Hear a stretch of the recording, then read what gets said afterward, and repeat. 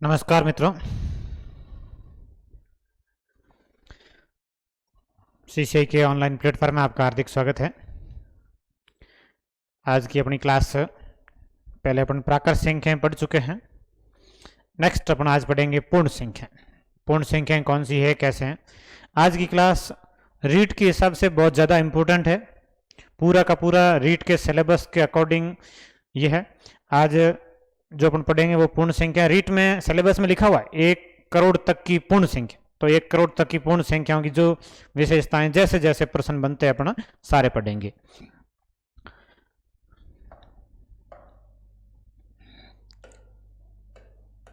पूर्ण संख्याएं,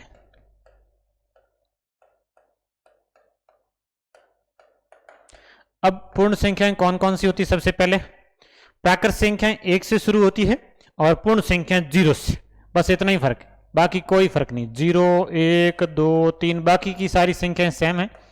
इसी तरीके से चलेगी ये, और ये अनंत तक चलेगी।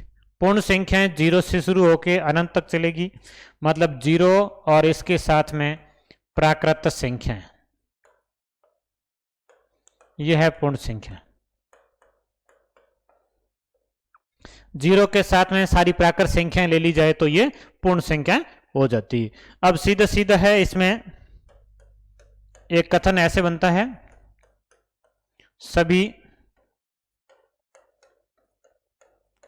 पूर्ण संख्याएं प्राकृत संख्याएं होती है कि नहीं होती, लिखेंगे बाद में। दूसरा कथन देखिए, इसका उल्टा, सभी प्राकृत संख्याएं पूर्ण संख्याएं होती है या नहीं होती है, ये देखिए समझने का प्रयास करते हैं। दो कथन है, इस तरह से होता है कि सभी पूर्ण संख्याएं प्राकृत संख्याएं होती है अथवा नहीं होती है। सभी प्राकृत संख्याएं पूर्ण संख्या होती है या नहीं। अभी सारी पूर्ण संख्या लें, ये सारी पूर्ण संख्या, क्या ये सारी प्राकृत संख्या है? नहीं है। सभी पूर्ण संख्या प्राकृत संख्या नहीं है, क्योंकि एक संख्या कौन सी, 0, जो प्राकृत संख्या नहीं है। तो सभी पूर्ण संख्याएं प्राकृत संख्याएं नहीं होती है, ये कथन है, याद रखना है, समझ में आना चाहिए। नहीं है कारण कि 0 एक ऐसी पूर्ण संख्या है जो प्राकृत संख्या नहीं है। ये प्रश्न भी बनता है कि 0 एकमात्र ऐसी संख्या है जो पूर्ण संख्या है परंतु प्राकृत संख्या नहीं है। इसको आप लिख लेना कॉपी में। 0 एकमात्र ऐसी संख्या है जो पूर्ण संख्या है परंतु प्राकृत संख्या नहीं है। दूसरा कथन, सभी प्राकृत संख्याएं 1 से शुरू करके, ये सारी प्राकृत संख्याएं बिल्कुल पूर्ण संख्या है, तो सभी प्राकृत संख्याएं पूर्ण संख्याएं होती है। ये दोनों कथन इंपॉर्टेंट है, सीधा सीधा कथन के रूप में प्रश्न बन सकता है। सभी पूर्ण संख्याएं प्राकृत संख्या नहीं होती और सभी प्राकृत संख्याएं पूर्ण संख्याएं होती है। अब एक जो प्रश्न है वो आप लिख लीजिए, एकमात्र संख्या जो पूर्ण है परंतु प्राकृत नहीं है। एकमात्र संख्या जो पूर्ण है परंतु प्राकृत नहीं है, कौन सी है? 0। एक ही ऐसी संख्या जो पूर्ण है परंतु प्राकृत में नहीं आती है, कौन सी है? 0। नेक्स्ट देखिए, पूर्ण संख्याओं से संबंधित प्रश्न। पूर्ण संख्याओं की विशेषताएं। पूर्ण संख्याएं योग के लिए संवृत होती है। पूर्ण संख्याएं योग के लिए संवृत होती है, मतलब पूर्ण संख्याओं का जो योग होता है वो हमेशा पूर्ण संख्या होता है। जैसा अपन प्राकृत संख्याओं पढ़ा था कि प्राकृत संख्याओं का योग हमेशा प्राकृत संख्या होता है, वैसा का वैसा सेम पूर्ण संख्याएं योग के लिए संवृत होती है। दूसरा, पूर्ण संख्याएं वैकलन के लिए संवृत नहीं होती है, मतलब पूर्ण संख्याओं का वैकलन या घटाव, पूर्ण संख्याओं का वैकलन या घटाव पूर्ण संख्या नहीं होता। ये सेम, ऐसा अपने प्राकृत संख्या पढ़ा, सेम है, वैसे ज्यादा कोई अंतर नहीं है। पूर्ण संख्याएं गुणा के लिए संवृत होती है, प्राकृत भी होती है और पूर्ण संख्याएं भी गुणा के लिए समर्थ होती है। चौथा, पूर्ण संख्याएं भाग के लिए समर्थ नहीं होती है। ये चारों तो प्राकृत संख्याओं के थे, वैसे के वैसे सेम हैं। पांचवा, पूर्ण संख्याएं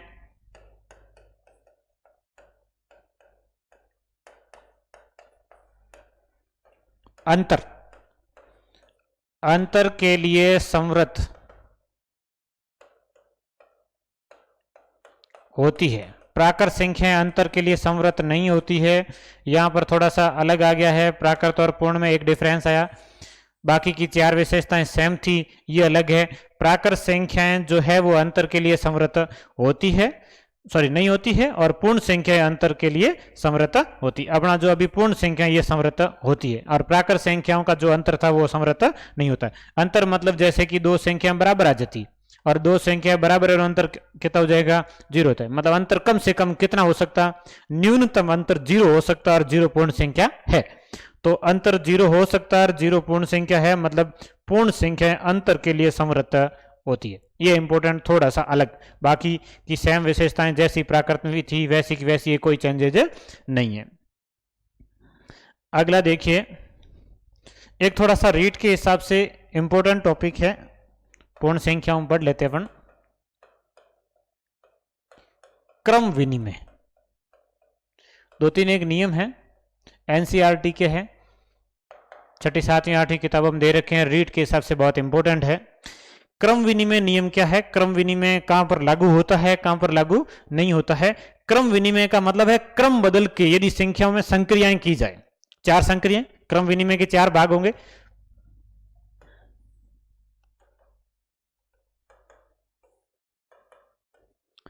क्रम विनिमय के 4, पहला योग का क्रम विनिमय, दूसरा व्यकलन घटाव का क्रम विनिमय, तीसरा गुणा का क्रम विनिमय, और चौथा भाग का क्रम विनिमय। क्रम विनिमय का मतलब है क्रम यदि बदल के संक्रियाएं हल करें और कैलकुलेशन में यदि कोई फर्क आता है या नहीं आता है। तो क्रम विनिमय के 4 पार्ट है, जिसमें पहला योग का क्रम विनिमय। क्रम विनिमय में 2 संख्याएं, योग में मतलब जिनको आपस में बदल कर जोड़ते हैं, जैसे a प्लस बी, और क्रम बदल के मतलब b प्लस ए यदि जोड़े कोई फर्क आएगा कि नहीं आएगा। तो ये b प्लस ए प्लस बी कोई फर्क नहीं आएगा, कि आप जैसे 3 प्लस 2 जोड़ो, 2 प्लस 3 जोड़ो, कोई फर्क आएगा नहीं आएगा। 2 प्लस 3 करो 5 आएगा, 3 प्लस 2 करो तो भी 5 आएगा। तो ये बराबर होता है, मतलब योग का क्रम विनिमय समवर्त है, मतलब लागू होता है। क्रम विनिमय यदि बदल के जोड़ेंगे तो ये समवर्त है। योग का क्रम विनिमय कौन सा, योग का क्रम विनिमय समवर्त है, मतलब संख्याएं यदि क्रम बदल के जोड़ते हैं तो कोई फर्क नहीं आता। व्यकलन का क्रम विनिमय, अब a माइनस बी और b माइनस ए बिल्कुल फर्क आएगा, कि अपन 3 में से 2 घटाएं 1, 2 में से 3 घटाएं बराबर आएंगे। 3 में से 2 घटाओ और 2 में से 3 घटाओ बराबर नहीं आएगा। 3 में से 2 घटाएंगे 1 आएगा, और 2 में से 3 घटाएंगे तो -1 आएगा। ये बराबर नहीं आएंगे। अब ये बराबर नहीं आएंगे, मतलब ये समवर्त नहीं है, ये समवर्त था, बराबर था, ये बराबर नहीं है। व्यकलन का क्रम विनिमय बराबर नहीं होता है, मतलब समवर्त नहीं है, लागू नहीं होता है व्यकलन का क्रम विनिमय। नंबर 3, गुणा। अब गुणा में ऐसे हैं कि 2 संख्याएं गुणा करी और उनका क्रम चेंज करके गुणा किया, a गुणा b और b गुणा। जैसे उदाहरण लिखते हैं अपन, 2 गुणा 3 और 3 गुणा 2।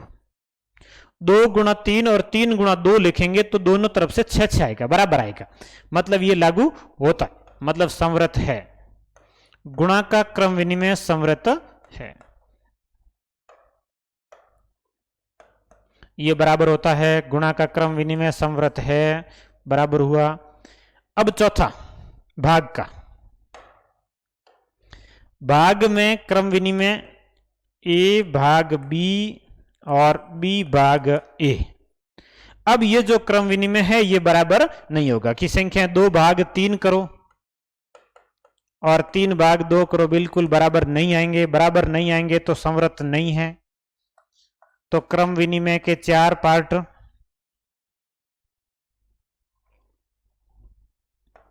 ये संवृत नहीं है, मतलब लागू नहीं होता है। अब इसके बीच में बराबर नहीं आएगा कि ये बराबर नहीं होते हैं, ये बराबर नहीं का निशान लगा दो। ये इस तरीके से बराबर नहीं है, ये बराबर है। अब ये क्रम विनिमय नियम एक बार पूरा का पूरा आप इसको वापस समझ लीजिए। क्रम विनिमय, सबसे पहले क्रम विनिमय का मतलब क्या है?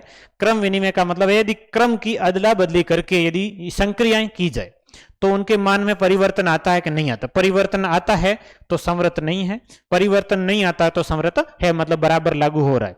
जैसे क्रम विनिमय के 4 संक्रियाओं के भाग, योग, वैकलन,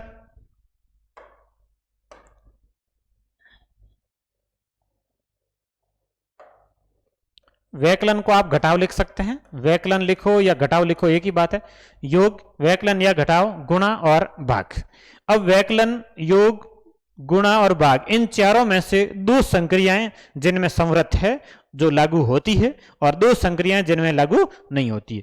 तो एक पहला योग का क्रम विनिमय लागू होता है, दूसरा गुणा का क्रम विनिमय लागू होता है। वैकलन, घटाव और भाग का ये क्रम संवृत जो नियम है वो नहीं है, मतलब लागू नहीं होता है। ये चारों इंपॉर्टेंट है, रीड के हिसाब से बहुत ज्यादा इंपॉर्टेंट है। कई बार सीधा सीधा ये लाइन लिख के पूछा जाता है। ये है किसका है? योग का क्रम विनिमय। सीधा सीधा प्रश्न ऐसे, a प्लस बी बराबर बी प्लस ए, नियम कौन सा है? योग का क्रम विनिमय नियम है। योग का क्रम विनिमय नियम हमेशा लागू होता है। अब क्रम विनिमय के बाद अगला साहचर्य नियम, यह भी रीड के हिसाब से इंपॉर्टेंट है। साहचर्य नियम के भी सेम इसी तरीके से 4 भाग है। साहचर्य में थोड़ा सा अलग यह है कि इसमें संख्याएं 3 होती है। 3 संख्याओं में संक्रिया हल करनी होती है। साहचर्य नियम ऐसे होता है कि ए प्लस, जैसे योग का लिखते हैं, ए प्लस बी, बी प्लस सी,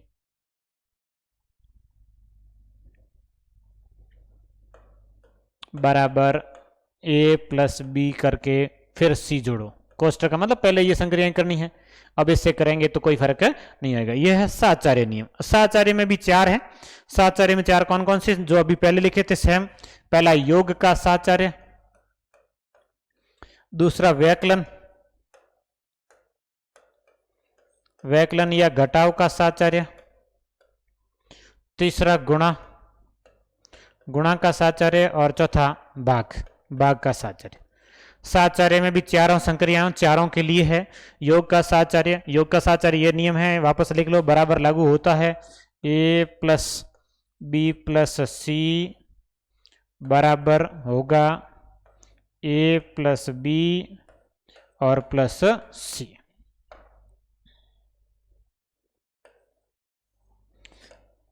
ये योग का साहचर्य है, ये संवृत होता है।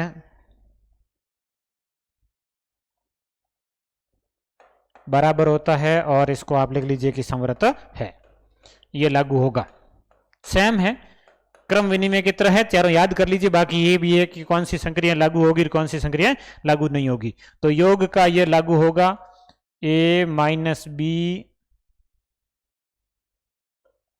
माइनस सी बराबर नहीं आएगा, ये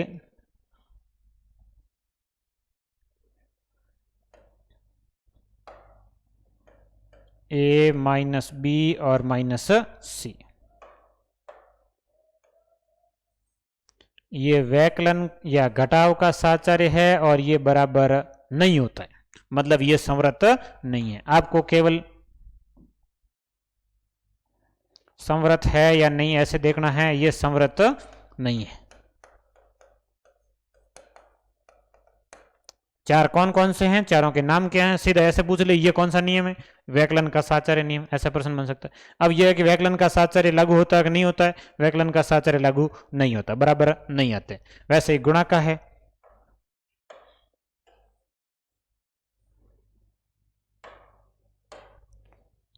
ए गुणा बी गुणा सी और ए गुणा बी और गुणा सी, ये बराबर होगा, ये संवृत है।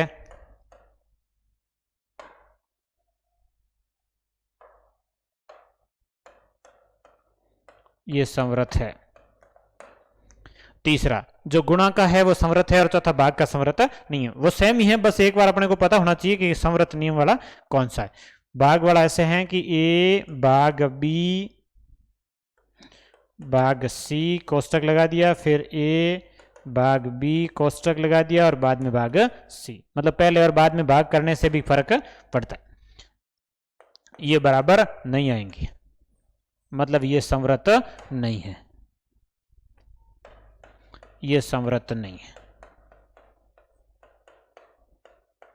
अब आप इसका पूरा मामला समझ गए होंगे, याद कर लीजिए। क्रम विनिमय और साहचर्य में, क्रम विनिमय में संख्याएं 2 और साहचर्य में संख्याएं 3 है, बस बाकी कोई फर्क नहीं। क्रम विनिमय में 2 संख्या लेके हल करना होता है, साहचर्य में 3 संख्या लेके हल करना होता है। बाकी सारे के सारे 2 लागू होते हैं और 2 लागू नहीं होते, 2 बराबर होते हैं और 2 उनसे बराबर नहीं होते, बस इतना ही याद रखना है। ये साहचर्य नियम बहुत इंपॉर्टेंट है। अभी एक सीटेट में हाल ही में प्रश्न पूछा गया था बंटन नियम का। बंटन नियम या वितरण नियम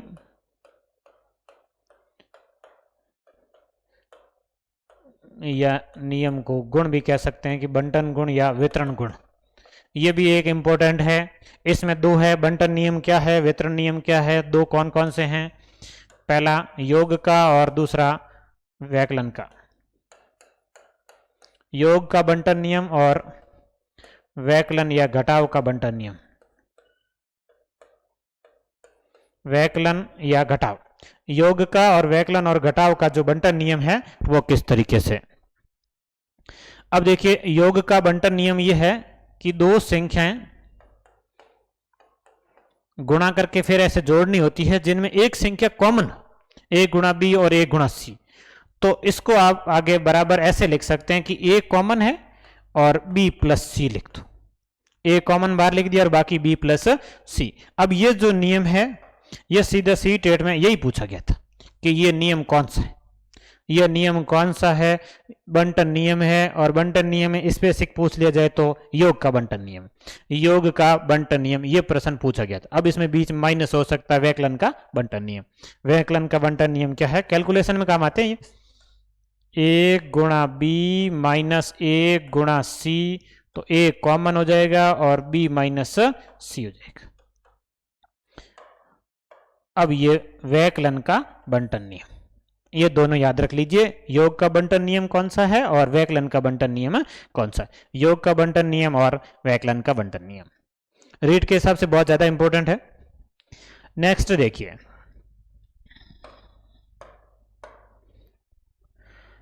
अब इसमें 2-4 एक मामला और है।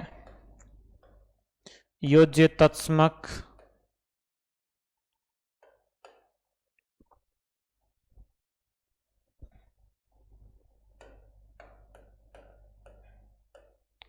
पहला अपन योज्य तत्समक पढ़ते। योज्य तत्समक, योज्य तत्समक का मतलब एक ऐसी संख्या है जिसके योग से मतलब कोई परिवर्तन नहीं आता हो। योज्य तत्समक मतलब ऐसी संख्या जिसके योग से कोई परिवर्तन नहीं आता हो। मतलब जैसे कोई संख्या a है और इसमें क्या जोड़ें कि कोई फर्क नहीं पड़ेगा, a रहेगा, कि 2 में क्या जोड़ेंगे कि 2 ही रहेगा, 5 में क्या जोड़ेंगे कि 5 ही रहेगा, ये योज्य तत्समक होता है। तो योज्य तत्समक होता है 0। योज्य तत्समक क्या है, 0 है, कि 0 की जोड़ से कोई फर्क नहीं पड़ता, ये योज्य तत्समक। योज्य तत्समक मतलब जिसकी जोड़ से कोई फर्क नहीं पड़ता हो, योज्य तत्समक कौन सा है, 0 है। इतना ही है। नेक्स्ट योज्य प्रतिलोम।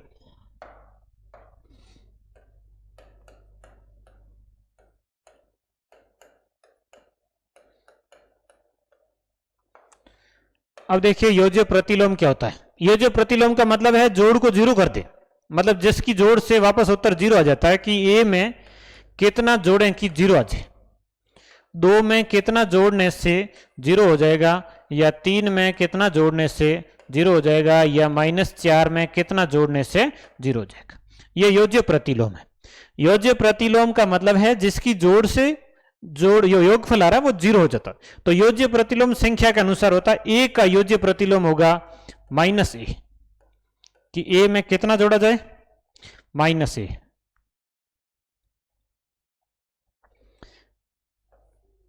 ये ए के अंदर यदि माइनस ए जोड़ेंगे तो कितना हो जाएगा, 0 हो जाएगा। 2 में कितना जोड़ेंगे, -2, -2 जोड़ने से 0 हो जाए। 3 में -3, -4 में 4, ये है योज्य प्रतिलोम। अब योज्य प्रतिलोम संख्या के अनुसार होता है, जो संख्या है उसका चिन्ह बदल दो बस।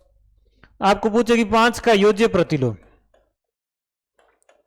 5 का योज्य प्रतिलोम, तो 5 का योज्य प्रतिलोम क्या होगा, -5 होगा, आसान सा।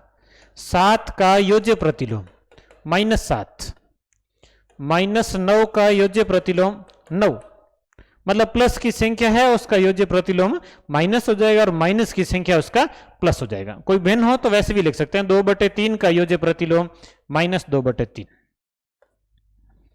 जैसे एक -4/9 का योज्य प्रतिलोम 4/9, प्लस की संख्या है माइनस हो जाएगा और माइनस की संख्या है तो प्लस हो जाएगा। ये योज्य प्रतिलोम समझ में आ गया होगा।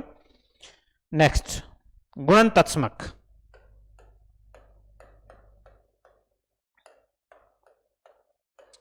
गुणनतत्समक का मतलब है जिसके गुणा से कोई फर्क नहीं पड़ता हो।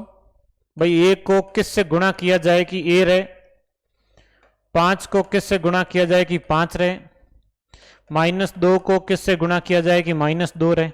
यह है गुणनतत्समक कि किस संख्या के गुणा से संख्या मान में कोई परिवर्तन नहीं हो। तो इस तरह से जो है वो है गुणनतत्समक, और गुणनतत्समक होता है हमेशा 1। ये 1 से आप गुणा करो, किसी भी संख्या को गुणा करो, कोई फर्क नहीं पड़ेगा। मतलब गुणनतत्समक कितना होता है, 1 होता है, सीधा सीधा। गुणनतत्समक कितना होता है, 1 होता है, फिक्स रहेगा हमेशा। अगला, गुणन प्रतिलोम। गुणन प्रतिलोम या प्रतिलोम या व्युत्क्रम, ये सबसे इंपॉर्टेंट है। काफी जगह इसकी जरूरत रहती है। गुणन प्रतिलोम, प्रतिलोम या व्युत्क्रम क्या होता है, गुणन प्रतिलोम क्या है, प्रतिलोम क्या है, व्युत्क्रम क्या है, एक बार समझ लीजिए। अब गुणन प्रतिलोम का मतलब है गुणा करके वापस 1 लाना होता है। कोई संख्या है उसके अनुसार होता है, जैसे कि ए का गुणन प्रतिलोम,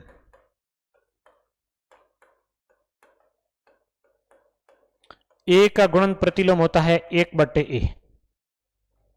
जैसे p/q, p/q का गुणन प्रतिलोम होगा q/p। मतलब कोई भिन्न है तो पलट कर लिख दो, और संख्या है तो 1 के बट्टे में लिख दो।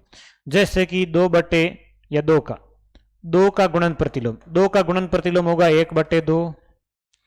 5 का गुणन प्रतिलोम होगा 1/5। -3 का गुणन प्रतिलोम होगा -1/3। और संख्याएं जैसे 2/5 का गुणन प्रतिलोम हो जाएगा 5/2। -4/9 का गुणन प्रतिलोम हो जाएगा -9/4। ये गुणन प्रतिलोम। गुणन प्रतिलोम का मतलब है संख्या को उल्टा लिखना होता है। जनरली भिन्न है तो उल्टा लिख दीजिए, संख्या तो उसके बट्टे में 1 लिख के फिर पलट दो, तो ये हो गया गुणन प्रतिलोम। गुणन प्रतिलोम में एक प्रश्न और बनता है,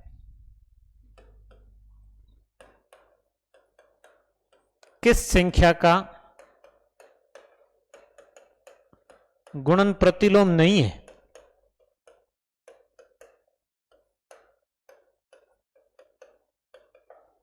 यह प्रश्न इंपॉर्टेंट है। किस संख्या का गुणन प्रतिलोम है ही नहीं, ऐसी संख्या कौन सी है, 0 है।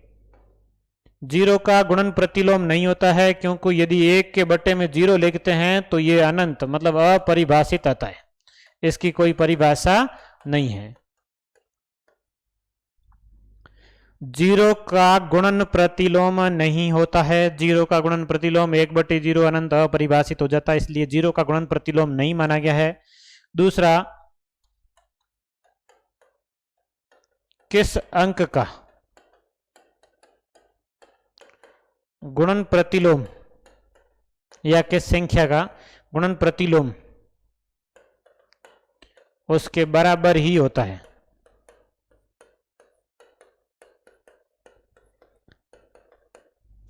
किस अंक का गुणन प्रतिलोम या व्युत्क्रम या प्रतिलोम उस संख्या के बराबर ही होता है। तो इसका उत्तर है 2 ऐसी संख्याएं जिनका गुणन प्रतिलोम, एक है 1 और दूसरा है -1।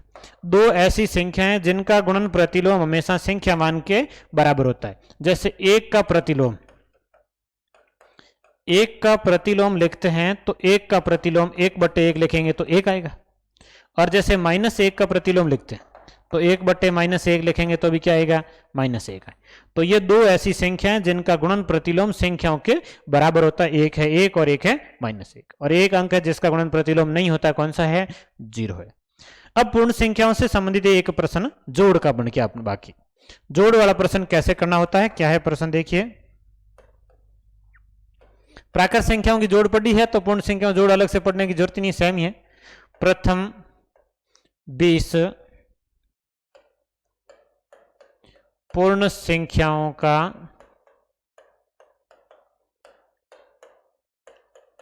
योगफल कितना होगा। प्रश्न इंपॉर्टेंट है। प्राकृत संख्याओं के प्रश्न में जोड़ का था वैसा का वैसा है, लेकिन थोड़ा सा बदलाव है इसमें, इसलिए यह प्रश्न कई बार गलत होता है। ये पूर्ण संख्याएं हैं लेकिन 20 पूर्ण संख्याएं। अब आपको यह समझना है कि प्रथम 20 पूर्ण संख्याएं होती कौन सी, कौन कौन सी संख्याएं जोड़नी। तो शुरू 0 से होगी पूर्ण संख्या, 0 + 1 + 2 + 3 + 4 ऐसे चलेगा। और 20 पूर्ण संख्या लेनी है तो लास्ट पूर्ण संख्या, ये इंपॉर्टेंट है कि लास्ट पूर्ण संख्या कौन सी आएगी। 20 पूर्ण संख्या लेनी है तो 0 से शुरू करके चलेंगे तो लास्ट 20 नहीं आएगा, लास्ट आएगा 19। एक कम हो जाएगा, एक कम पहले 0 आ गया, इसलिए ये जोड़ है वो 1 से लेके 19 तक की है। इसमें जो जोड़ करनी है वो आपको 1 से लेके कितने तक की है, 19 तक की। और 19 तक की प्राकृत संख्याओं की जोड़, ये फॉर्मूला n कोष्टक n+1/2। 19 तक प्राकृत संख्याओं की जोड़ होगी 19 गुणा 19 ने 1 20 और बटे में 2, 20 में 2 का भाग 10 और 19 गुणा 10 हो जाएगा 190। ये इसकी जोड़ आ गई, प्रथम 20 पूर्ण संख्याओं का योगफल। अब आपको समझ में आ गया होगा ये। अब इसी तरीके का प्रश्न कई बार घुमा फिरा के आता है। दूसरा प्रश्न,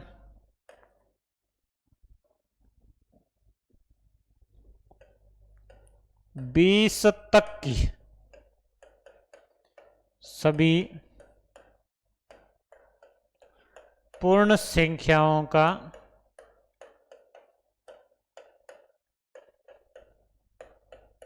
योगफल कितना होगा। अब ये 20 तक की पूर्ण संख्याएं कह रहे हैं। अब 20 तक की पूर्ण संख्याओं का मतलब पूर्ण संख्याएं तो 21 होगी। शुरू 20 0 से हो रही है और 20 तक लेनी है, 0 + 1 + 2 + 3 ऐसे 20 तक लेनी है तो ये लास्ट 20 आएगी और संख्याएं टोटल कितनी हो जाएगी तो 21 हो जाएगी। 0 से शुरू करके 20 तक की सारी पूर्ण संख्याएं जोड़नी। तो जोड़ तो 1 से 20 की है, जोड़ तो 1 से 20 की, 0 तो जोड़ना ही नहीं। जोड़ करनी है वो 1 से 20 तक की है, प्राकृत संख्याओं की है। अपने पास फॉर्मूला n कोष्टक n+1/2, जिसमें n का मान रखना 20, 20 गुणा 21/2, 20 में 2 का भाग 10, 21 का 10 से गुणा 210। अब पहले वाले प्रश्न में इस प्रश्न में क्या अंतर है। पहला वाला प्रश्न ये था प्रथम 20 पूर्ण संख्याओं का योगफल। अब प्रथम 20 लेना है तो 0 से लेके कितने तक होगी, 19 तक होगी। और अभी वाला जो प्रश्न है 20 तक की सभी पूर्ण संख्याओं का योगफल। अब 20 तक संख्याएं तो 20 तो लेना ही है, 20 संख्याएं लेनी है तो 19 तक होगा। लेकिन 20 तक की संख्याएं लेनी है तो 20 तक मतलब टोटल 20 संख्याएं, ये 21 संख्याएं और इन 21 संख्याओं का योगफल ये n का मान 20 रख के हल करना है। अब आपको दोनों प्रश्नों का अंतर समझ में आ गया। अब इसमें भी कई बार घुमा फिरा के प्रश्न बनते हैं वर्गों के योग का। एक बात थोड़ा सा समझिए कि पूर्ण संख्या कई बार कंफ्यूज होते हैं। पूर्ण वर्ग संख्या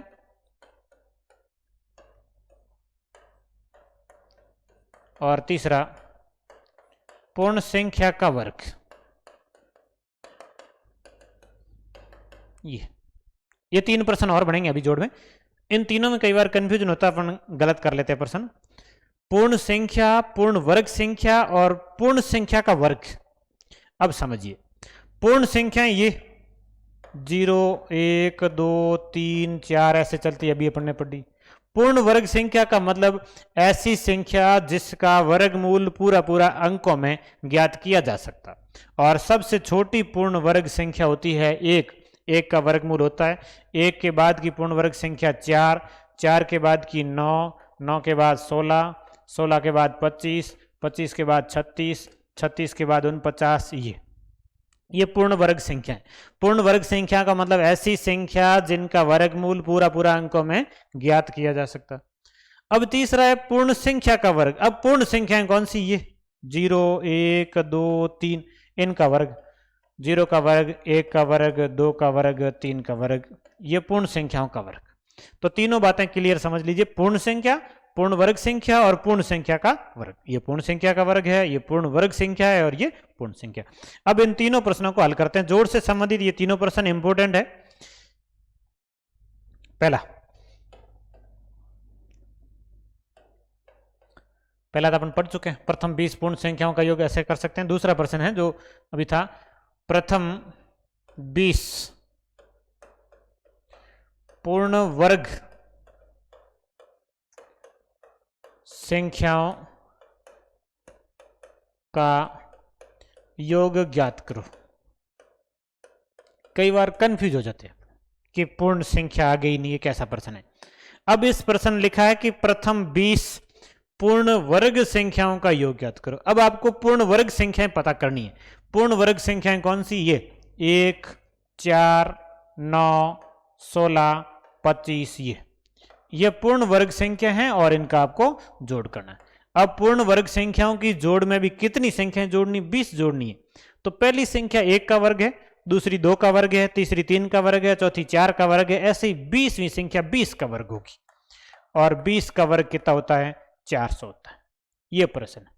ये 1 का वर्ग है प्लस ये 2 का वर्ग है प्लस ये 3 का वर्ग है, ऐसे ये लास्ट 20 का वर्ग है। और ये प्रश्न है प्राकृत संख्याओं के वर्गों के योग का। मतलब भाषा कुछ और थी, प्रश्न कुछ और बनाए। प्राकृत संख्याओं के वर्गों के योग का बनाए। और प्राकृत संख्याओं के वर्गों के योग का अपने पास फॉर्मूला n कोष्टक n+1 2n+1 बटे 6। आगे भी इसकी जरूरत रहती है, इस सूत्र की काफी जगह जरूरत रहेगी। n कोष्टक n+1 2n+1 बटे 6। अब इसमें n का मान लास्ट संख्या 20। तो ये 20, 20 ने 1 21, 20 गुणा 2 40 ने 1 41 और बटे में 6। ये इसको हल करेंगे तब ये 3 से कटेगा 7, 2 इससे कटेगा 10, 7 चौके 28, 7 एकम 7 और 1 0, 2870।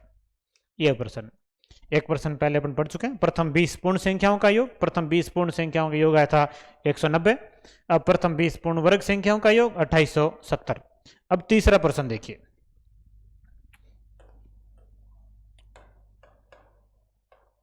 संख्या वही लिखेंगे, प्रथम 20 पूर्ण संख्याओं के वर्गों का योग ज्ञात करो। प्रथम 20 पूर्ण संख्याओं के वर्गों का योग ज्ञात करो। अब इस प्रश्न में पूर्ण संख्याओं का वर्ग करना है। पूर्ण संख्याओं का वर्ग, तो पहले तो पूर्ण संख्या लिखो। कितनी लिखनी है? 20 लिखनी है, शुरू से लिखनी है। प्रथम 20 का मतलब शुरुआत से।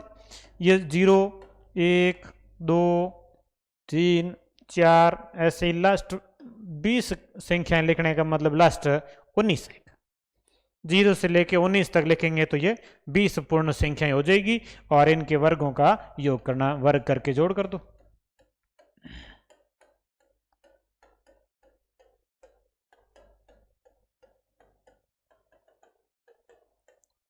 ये प्रश्न 0, 1, 2, 3, 4 ऐसे 19 तक ये 20 संख्याएं हो गई। और इन 20 संख्याओं के वर्गों का योग करना, जिसमें 0 का वर्ग छोड़ दीजिए, जोड़ करनी नहीं। 0 का वर्ग 0 होता है। और ये 1 से लेके 19 तक की प्राकृत संख्याओं के वर्गों के योग का 1 से 19 तक प्राकृत संख्याओं के वर्गों का योग। ये प्रश्न है, प्राकृत संख्याओं के वर्गों का योग। 1 से 19 तक की प्राकृत संख्याओं के वर्गों का योग, ये प्रश्न है।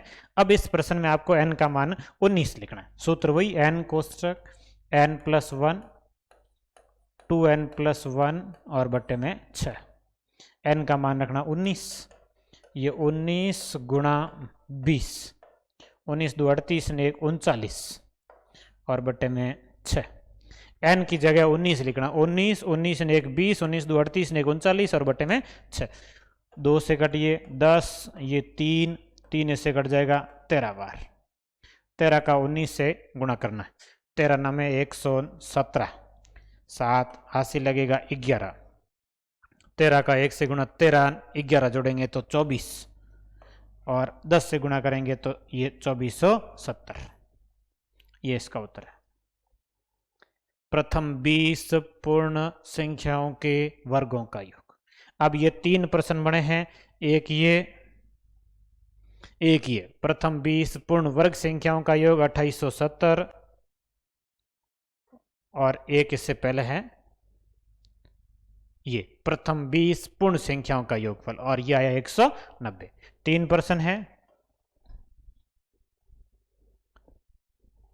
ये जैसे था पूर्ण संख्याओं का था, यदि प्रथम 20 पूर्ण संख्याओं का बोले तो 190 प्रश्न हल किया।